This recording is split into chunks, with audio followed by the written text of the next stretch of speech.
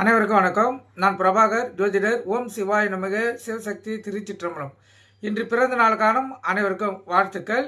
இறைவனுடைய அருள் பரிபூர்ணமாக உங்களுக்கு கிடைக்கட்டும். உங்களுடைய மனம் எதை எண்ணி ஆசைப்படுகிறதோ அந்த ஆசை நிறைவேறட்டும் என்று எம்பெருமான் சிவபெருமானிடம் அடியன் வேண்டிக் கொள்கிறேன். இப்போ நான் என்ன சொல்ல போகிறேன்னா, இன்றைய நாளுடைய நிலைப்பாடை தான் சொல்ல போகிறேன். நீங்கள் கருத்து கொண்டு பயன்பெறுங்க. விசுவாசி மார்கழி 29 இன்று செவ்வாய்க்கிழமை, ஆங்கில வருடம் ஜனவரி 13, 2026. இன்று கீழ் நோக்கினால் நட்சத்திரம் இன்று முழுவதும் விசாகம், திதி இன்று மாலை 5:36 தசமி, பின்பு ஏகாதசி. யோகம் இன்று மரண யோகம், சித்த யோகம். சந்திராசு நட்சத்திரம் ரேவதி, அஸ்வினி.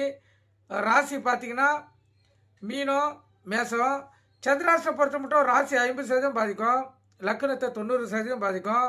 அதனால் இந்த மீன ராசி மீன லக்கணம், மேசராசி மேச லக்கணம் இன்று மிக கவனமாக இருக்கணும். வண்டி வாய்ச்சலுக்குள்ள மிக கவனமாக செல்லணும். போக்குவரத்து விதிமுறைகளை கடைபிடித்து செல்லணும். எக்காரத்து கொண்டு வண்டியை இயக்கி கொண்டு மொபைல் ஃபோனில் பேசக்கூடாது. சிந்தனைகள் சிதறி விபத்துகள் ஏற்படுறதுக்கு அதிக வாய்ப்பு இருக்குது. ஏன்னா சந்திராசனுக்குள்ள பிரச்சனைகள் நம்மளை தேடி வரும். அதனால் விழிப்புணோடு இருந்து உங்களை தற்காத்து கொள்ளுங்கள்.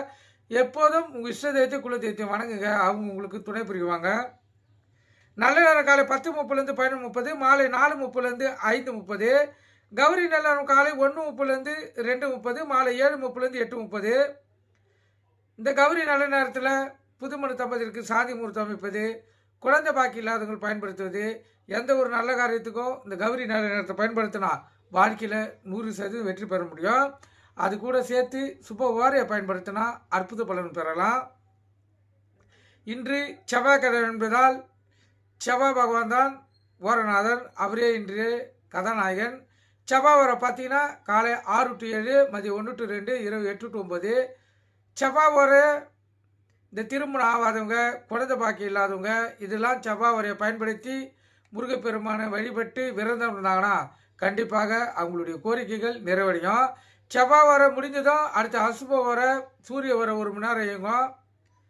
செவ்வாய் வரை அசுப வர தான். ஆனால் செவ்வாய்க்கிழமையில் செவ்வாய் வர சுப வரையாக இயங்கும். இப்போ 1 மணி நேரம் கழித்து சூரிய வர முடிந்த பிறகு அதுக்கப்புறம் சுக்கர வர, புதன் வர, சந்திர வர 3 வர சுப வரைகள் இயங்கும். அந்த வரைகளை பயன்படுத்தி நீங்கள் வாழ்க்கையில் வெற்றி பெறலாம். ராகு காலம் மாலை 3 to 4:30, யமகண்டம் காலை 9 to 10:30, குளிகை மதியம் 12 to 1:30. சூலம் வடக்கு. கோயிலுக்கு சென்றால் வடக்கு சைடு பார்த்து தான் இந்த கற்பூரம் விளக்கு ஏற்றணும். ஏன்னா இன்று வடக்கு தரிசனம் வழி நடத்துவதால் அவர் வழியிலேயே செல்வது சிறப்பு. நீங்கள் கருத்து கொண்டு பயன்பெறுங்க. நன்றி, வணக்கம், வாழ்க வளமுடன்.